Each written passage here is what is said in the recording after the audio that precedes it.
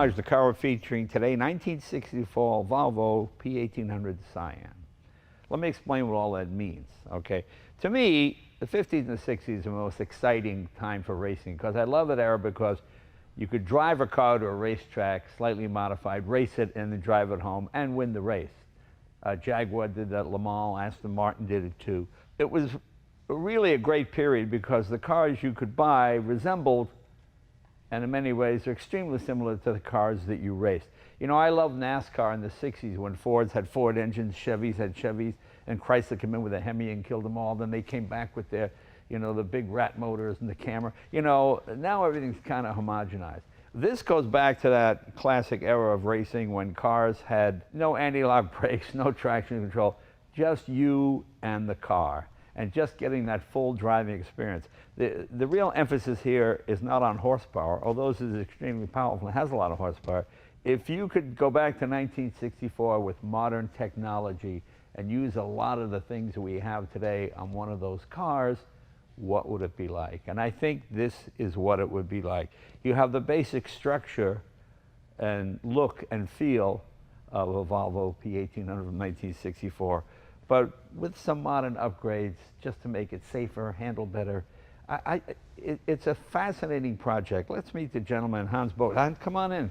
Okay, he's the kind of genius behind this. And I think it's just great, because to me, I mean, I like the hypercars, 1100 horsepower, this kind of stuff, and they're fun, but I think something is missing, you know. I think the reason the Miata is the most popular sports car is it's fun to drive. The emphasis is not on horsepower. Now this has 4-cylinder engine, 420 horsepower, correct? Correct. So what does it weigh? Yeah, it's lightweight. In metric system, it's 990 kilos, so about 2,100. 2,100 pounds. Yep. So it weighs a ton and 100 pounds. Yep. Wow. Wow. That's about as light as you can get. I think you can't get much lighter than that. I mean, you know what's funny? When I was a kid, a light car was a Lotus Elan at 1,300 to 1,400 pounds.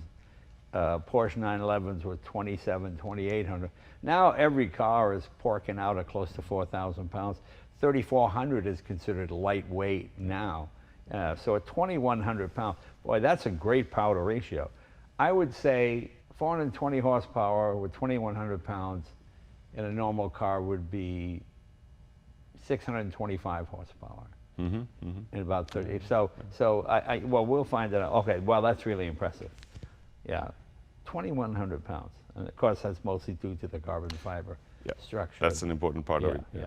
Okay, very good. Turbocharged or supercharged? Turbocharged. Turbocharged, okay. So tell us what we have here. We started with a 64 P1800. P1800. Yes. And where do we go from there?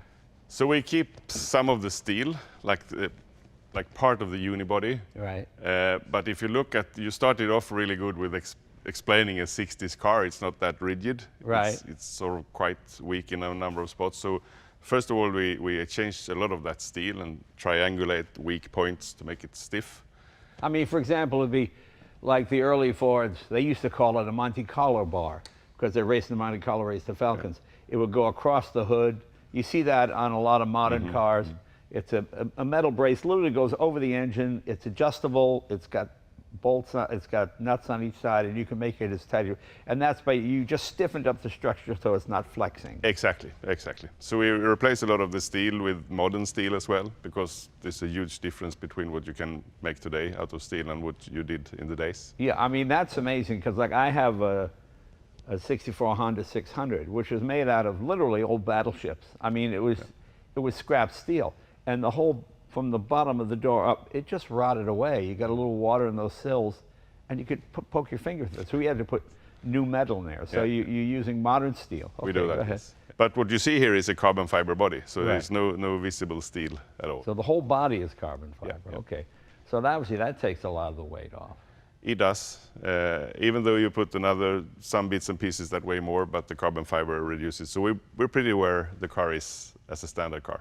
You know, we all talked about Corvette with fuel injection and Hemis and oh, well, Volvos are like real sensible, right? Isn't that the one the English professors in Vermont drive with the pipe? And the driving gloves, and it has a sensible amount of horsepower, and it's very reliable. You know, that's their reputation, but the reputation was great for selling cars, but not for selling excitement. Exactly. You know, that was the deal. So a lot of us, especially, I love the wagon version of this too. I thought that was just fantastic. Yes. And it's just a great looking car. We just thought, oh, and I think it left the factory with what, 125 horsepower, is that about right? Yeah, I think, for US, yes. Yeah, something like that. Yeah. So it was like what Rolls-Royce used to call adequate, you know, as opposed to, they never sold the excitement of the car. And to look at it, it's a really exciting looking car. I mean, it looks contemporary. I mean, it still looks like you could almost make this today and be stylish and cool and everything. You know, you look at a Countach and you go, oh, this screams 1980, you know, or a Volkswagen Beetle or something. But this, you know, good design is timeless. So when you have a shape that's pleasing, it can last 100 years, you know. Yeah, really good. So this is all carbon fiber, okay. Yeah. Now the track is wider, obviously, correct? The track is wider, but the body is actually the same proportions. Right. These surfaces are the same size. And of course, as the original. it's rear-wheel drive. It's not four-wheel drive. Rear-wheel drive, yes. Rear-wheel drive. 5-speed transmission? 5-speed Australian gearbox. Okay. We searched the whole world to find a gearbox that could give us sort of that mechanical feel. Is that from a Holden? No, it's a race gearbox from the start. It's a Hollinger. Oh, okay. So it's built specifically. Yeah. Okay. With So bespoke gears for this car. so it can take the power, because I don't think the standard Volvo transmission would take 420 No. horsepower. Well, let's open the hood. Yeah, let's do that. Let's show people what the engine looks like. I always like this. This is always kind of cool. This is really part of the style of the car. Yeah, yeah. Do you want me to do it for you? Yeah, go ahead. Yeah. There we go. You know, these days we're so obsessed with horsepower over everything, you forget the enjoyment. Oh boy, that's about as clean an engine bay as I've seen. It fits right in there. You know, you're so used to that giant sheet of plastic Oh yes. covering everything, you know? This is based on a modern Volvo engine. So Right. if you buy any Volvo today, you will get this cylinder head and this block. So it's 2 liter. 2-liter turbo far down here. Right. And it's also part of the idea that we hide the turbo there visibly, but we also hide it in the characteristics when you drive the car, because we wanted to keep that 60s feeling that you don't get all the torque in the beginning. So we have the power comes linear with the revs. You know, it's funny when you talk about that 60s feeling, a lot of the younger viewers might not know what we're talking about. For example, I have a couple of Hudsons over there from the early 50s. And the thing I liked about them is it just predates power steering and power brake by a couple of years. So consequently, everything is nicely weighted. When you're driving the car, they engineer road feel into it. So, okay, and they're wonderful to drive. They won all the stock car, even though they only had a little 6-cylinder engine with 2 one-barrel carburetors on it. They won all the races because they handle. Yeah. And they had that frame, the step-down design and all that kind of stuff. But the great thing about driving is you've got a big steering wheel, and just turning it, you feel just the right amount of road feel. And that's what makes these things so much fun to drive. You know, when you would see MGs and Triumphs and, of course, Volvos in the 60s, people would drive them cross country, and how could you do it with no top and no window? Well, they were just so much fun to drive. You really got road feel. Yeah, You really feel like modern cars, 100 miles an hour feels like 40. Yeah. On these kind of cars, 40 feels like 100 miles an hour. And that's sort of the Yeah. And it's like, if you don't have all that power, like you mentioned the Miata, you can drive it really hard without, you know, Right. going crazy speeds. You know, I kind of liken it to show business. The more money you throw at a movie, the less good it is to me, because it relies on special effects. When you get something that's well written, all you need is a room and a couple of really good actors, and it sells it. You know, and it's the same sort of theory it's a here. bit, it's a good You know, comparison. you're just, to me, sometimes money ruins stuff because you can't get creative. You know, like building this car, if it wasn't you building it, someone else would, well, what's the biggest motor we can get in here? What's the most horsepower? Okay, let's make it. Oh, and yeah. consequently, the tires are too wide, and it's fast, it's just not as much fun. You don't get as much enjoyment from the curves as you do. This engine is also very light, Yeah. so we get weight distribution that is 47 on the front and 53 on the rear. That's just So- about perfect, Yeah, isn't it's it? perfect. So if we would have put a bigger engine, that would have been gone. And this, of course, is clutch. And it's a balance bar for the brakes, Oh, so if you want to okay. have that adjusted. So Oh, so you can adjust your... yes. Okay. Everything is actually adjustable. We're a race team, so even though this is not a race car, we But wanted this to is a build street it. car. It's a street car, definitely, but we wanted to make it adjustable in all sort of ways for the customer to make it his or hers. But it's a street car you can drive on Absolutely, a yes. race car you can drive on the street. No, I would say it's let's drive it and see what you say, Okay, but okay. that's not definitely not our aim. Right. And also it can be faster than this one is, but Yeah. it's not the thing with these cars. It could be fun and not fast. So tire spec is one thing that we really tune down to make it, soft and Right. nice to drive. Yeah, it's really finding the ultimate road feel. I don't know what the analogy would be. It's like when I'm not a wine drinker and I see people, oh, this is a slightly different with this type of, I have no idea what they're talking about. But I know what you're talking about when it comes to cars. Because I know people with cars go, it's a car, you just drive it. Well, no, there is a certain feel. I had a friend of mine who always just bought cars. And when he got successful, he goes, let's buy. I said, at the time the BMW M was, I said, get one of those. He goes, and then he drove, and he goes, wow, that's unbelievable. It's really fun to drive. Because he was just driving cars before to get places. Now he takes the long way because he really liked the way it feels. And the twisty one. The way it handles. Yeah, very nice. Very cool. Okay, what else do we have here? Let's see. Yeah, we're talking about the gearbox. Yeah. And then we have a... Is it straight cut gears or is it? No, a helicoil. Helicoil, So, okay. yeah, so it's based on a race gearbox, but it's definitely not that anymore. Right. But we wanted to have that mechanical click, click, click feeling, Right. so it was a bit of work to us. I think you and Gordon Murray would hit it off very well. Let's see what you think about this, but it's the same. I think we're looking for the same thing. Yeah. Yeah, and then the suspension is designed by us, so it's double wishbones, front and rear, fully adjustable, Öhlins suspension. We've been working with Öhlins for. Where do you build these? In Sweden? They're built in Sweden, yes. Right. Well, it looks good. The wheels, are those your own design wheels? Yeah, own design. Another detail is that all the chrome you see on the car, Yes.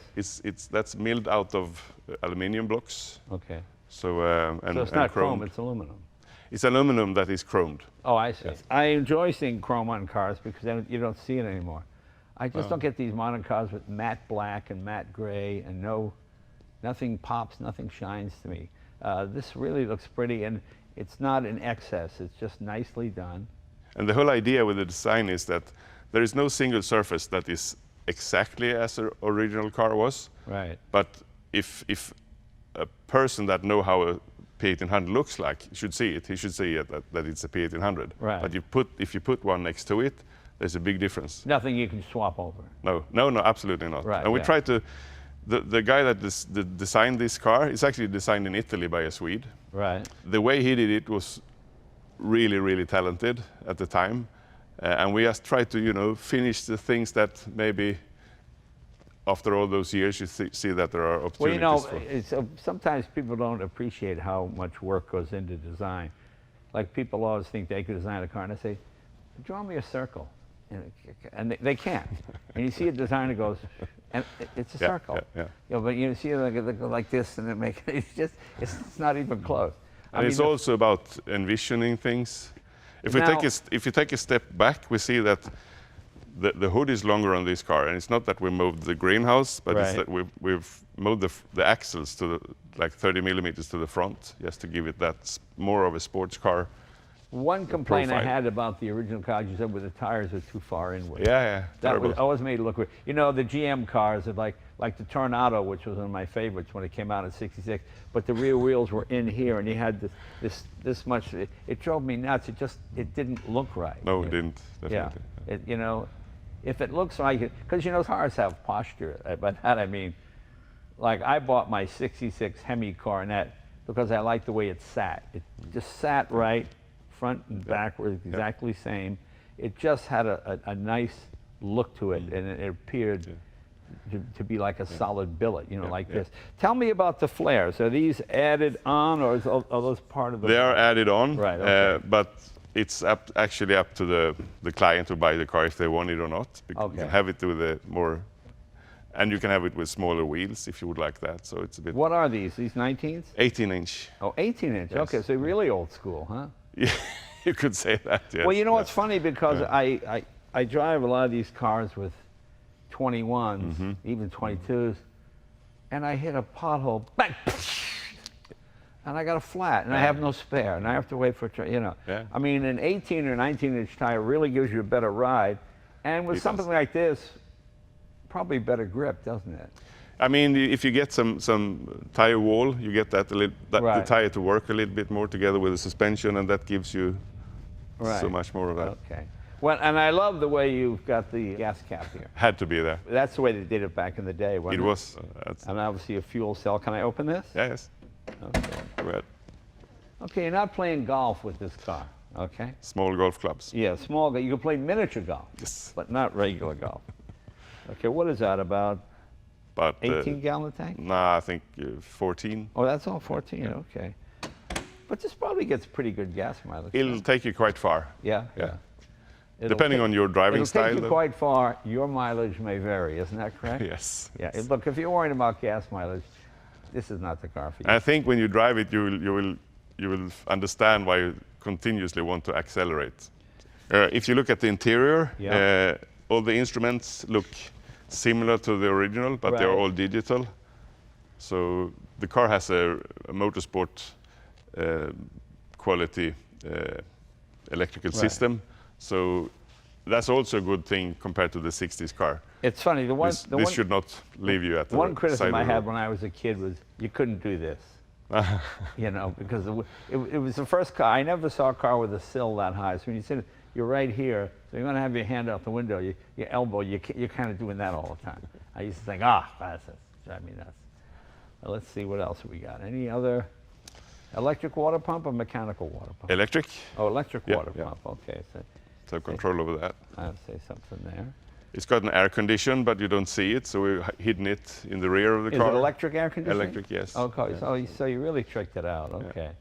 And how big an alternator do you need for that? It must be. Yeah, it's depending on where you live, really. Right. So okay. So we try you to live anywhere there's sun. Yeah. Okay. Yeah. Oh, I see the alternator down there. Okay. Actually, it doesn't look much bigger than a standard alternator. Oh, it's not. So we actually, it's a complicated matter, but we ensure that we can combine it with the. I'm not even going to ask how much it costs because that's not the important thing here. Because and I'm sure it's very expensive when you get a car like this hand built. I mean, it really is something. And and it's just such a classic design. You know, I've seen guys put 327 Chevys, small block Fords in them. It just kind of, it just doesn't, this, I like when it stays true to its heritage, you know. And that's what's kind of built in Sweden, by Swedes, using Swedish parts. There you go. Very nice, very nice. Well, can we take it for a spin? Absolutely. Let's do it. Let's put the hood Let's down. do that.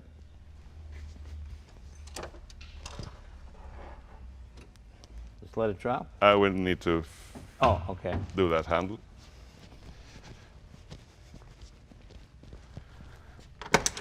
Because that was the way it was done in the 60s.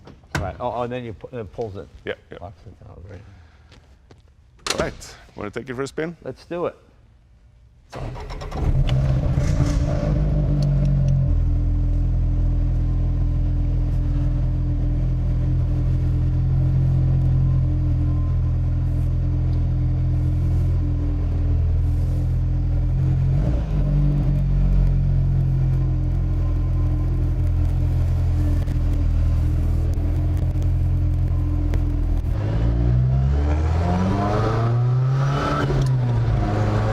So, red line is 7.7.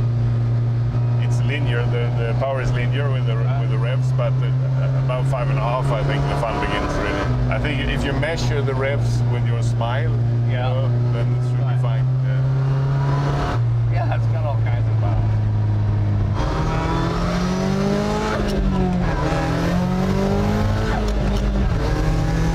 Yeah, it's a lot of fun. It's very enjoyable.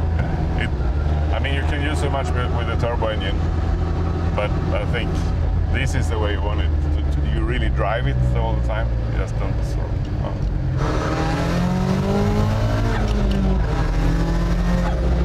Yeah, it's a lot of fun. Yeah. You know, it's so funny. If you don't tell people how much horsepower it has, you say drive it, and they go, "Oh, this feels just about right." And this feels like it's the right amount of horsepower. You know, a lot of people just buy a car based on 1 or 2 performance statistics. Yes. 0 to 6. Oh, that one's a 10th faster. So you're missing the whole point of the car. You know. Numbers aren't that important, really. Yeah. It's how you can drive it and how you can use it.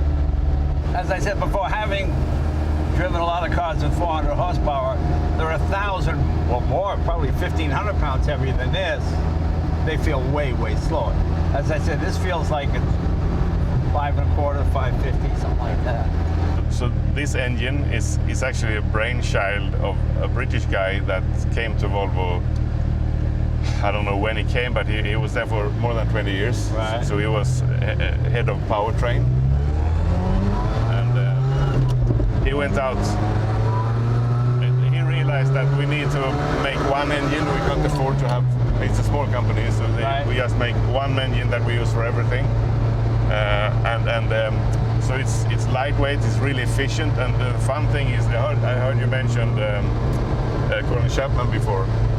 This guy did work for Colin Chapman in the days, you know, yeah. So it was almost closing the loop for him to build a lightweight 4-cylinder engine.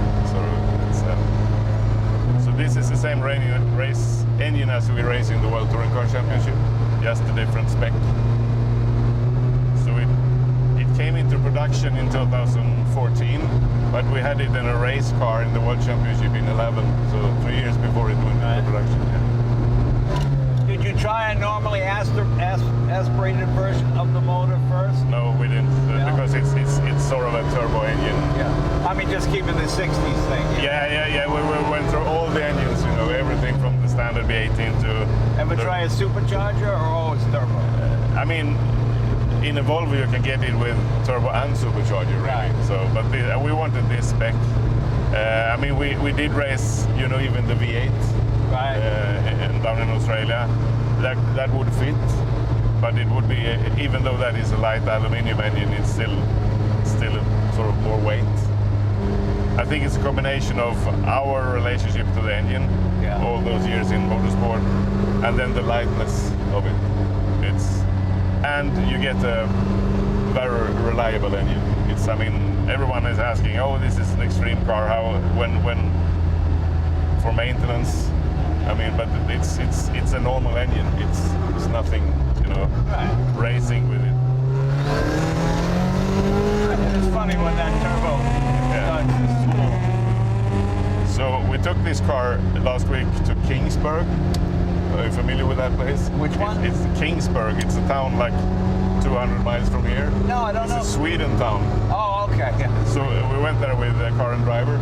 Yeah. And they sort of opened up the whole town for us. Came out, you know, in traditional Swedish clothes. That's very funny. And we had Swedish pancakes. That's funny. That was really fun. Swedish meatballs. Yeah, but you get that at IKEA.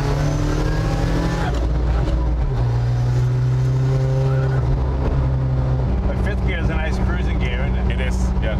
So that was why I mentioned the 200 miles trip. It was quite okay, actually. It's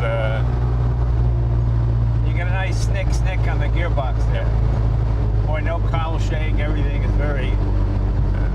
I mean, you always hear. I mean, we wanted this one to be light, so there is no insulation, you know. Right. And you want the sort of the feeling of the chassis, so quite firm bushings and stuff, but obviously, you know. That doesn't feel that firm to me. I would probably not have this kind of, I'd probably not have the racing seat, I'd probably have a regular seat. Yeah.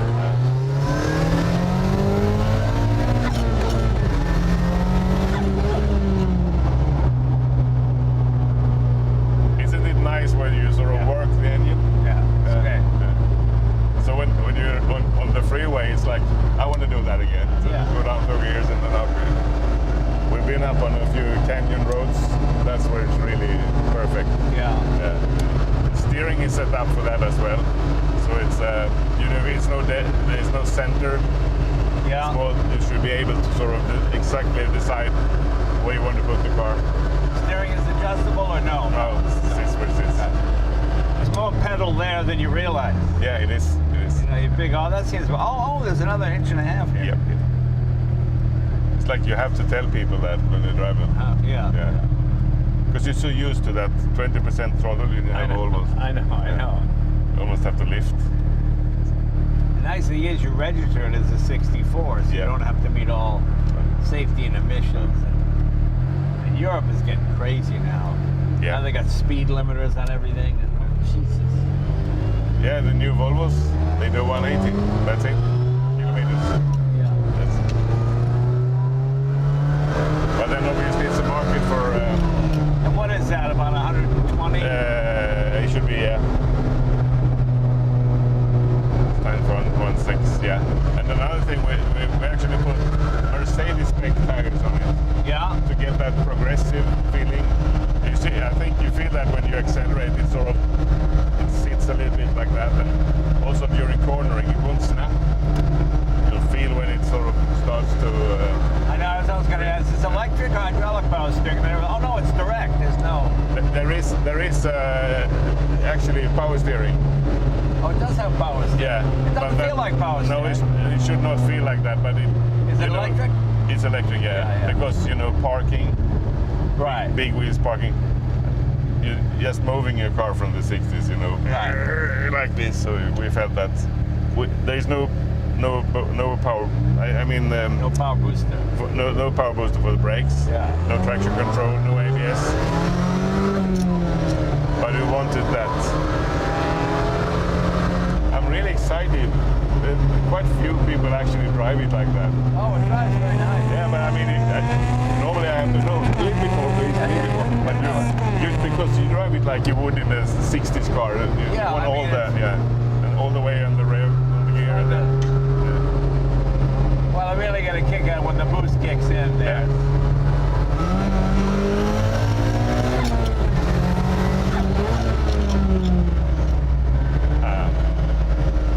It's almost singing.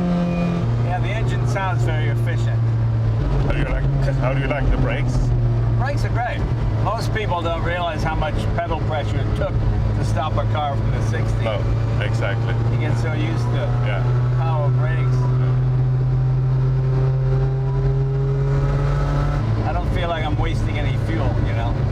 I don't smell hydrocarbons. I think you run this. If you just drive it, back and forth, it's like any modern Volvo.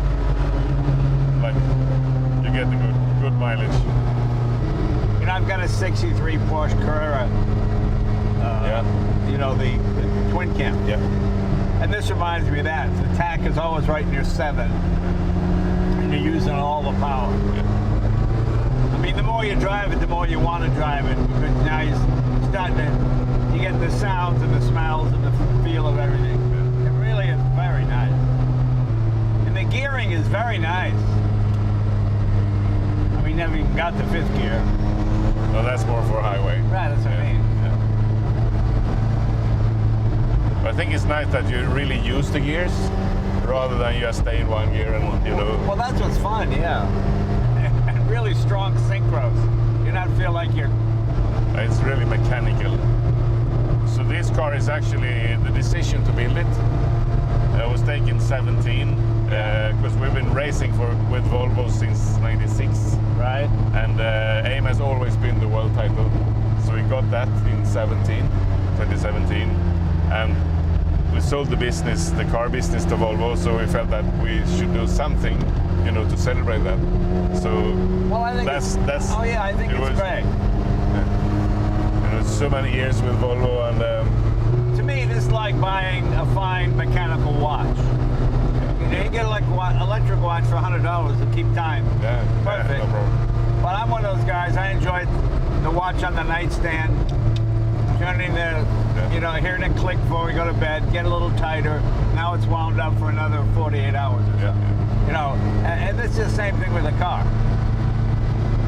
And I think we started looking at, all the classic Volvos, but this one just stands out. It does. And I think this is probably the lightest car we've driven in a long time.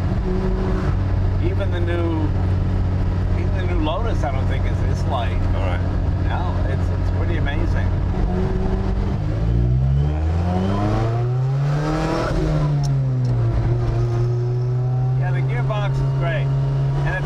Italian, eh? Yeah. Hollinger. Everybody runs those ultra thin oils now for emissions, but I imagine you guys probably run a 2050 or something. Yeah, when you feel that turbo start to go to work, it's a lot of fun. I heard another thing I've never heard about before. Like in some of the car chase movies, they actually did it in traffic, like the French Connection.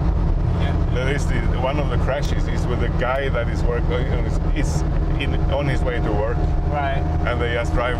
They continue. They had some permits to make the filming, but they went further. Oh. And it's in the movie because it was realistic. Oh, really? Obviously, it's realistic because it was a proper crash. Oh, in the French Connection. Yeah, that's funny. Never heard that before. That had one of the most realistic scenes to me in the French Connection, where the bad guy, the French guy, and the conductor goes, "Come on, you don't want to shoot anybody. Put the gun down." And the guy shoots him, which is what criminals do in real life. They don't get a pang of conscience to put the gun down, you know. You know, I hate all the modern stunt movies. You know, back when Rene Julien was doing the movies, he actually did the stunt. I mean, of course, it's all planned and all that, but the car really did the stunt, you know. That's what I liked about the Bourne Identity. When the car goes up the steps, they really had it going up the steps. It wasn't, I hate any movie where they go, whoa! You know, the car goes over and jump and... Yes, I totally agree. When you see that there is a lot of action, but there is no realism in the action. Well, my favorite thing, and this must drive the automakers crazy. Jason Bourne's running from the bad guys. Yeah. There's a brand new Audi, you know, the high-tech four-door sedan sitting there. He gets in, he pulls two wires, a red one and a blue one. He goes, and the car starts. And I go, you know, the engineers are just screaming at that. Well, thanks so much for bringing, you know, this is really an impressive car. It's a lot of fun to drive. It's exactly what I thought it would be. Right. It's exactly, I'm not disappointed in any way. It's great fun. I mean, playing with this gearbox, hearing the engine scream, hearing the turbo spool up, and still being in full control of the car. You never feel like it's getting away from you or it's outrunning you. Brakes, everything, really nice. Just a nice job. Congratulations. Thank you. Oh, yeah. It's fun to see, because I always loved this car when I was a kid. It just wasn't exciting enough, you know? When you were a kid, it lacked a little bit of you just wanted everything. Just a little. It was so sensible, you know. But no. Sure had the looks, but yeah, it had the looks, and you know, it's still a good-looking car. I mean, people who don't know automobiles would look at this and think, "Oh, is that a modern car?" You know, it doesn't. There's nothing that dates it. No. You know, there's not an overabundance of. Look at this guy wants to check it out. How you doing? Not an overabundance of chrome or crazy fins or anything like that. And I remember when the wagon version of this came out, I just thought it was the most practical sports car I'd ever seen. You could actually carry stuff. You could go somewhere in it, and with suitcases and everything. Yeah. Well, really nice job. I would say leave it here for a couple of weeks, but I know you can't do that. But thank you very much. I hope you folks at home got a kick out of this as well. It's just fun to see a Volvo getting its due in the performance field. You know, they've always been great cars, but whatever they lack, this car has. That's what makes it exciting. Thank you, my friend. thank you, Dave. This is great.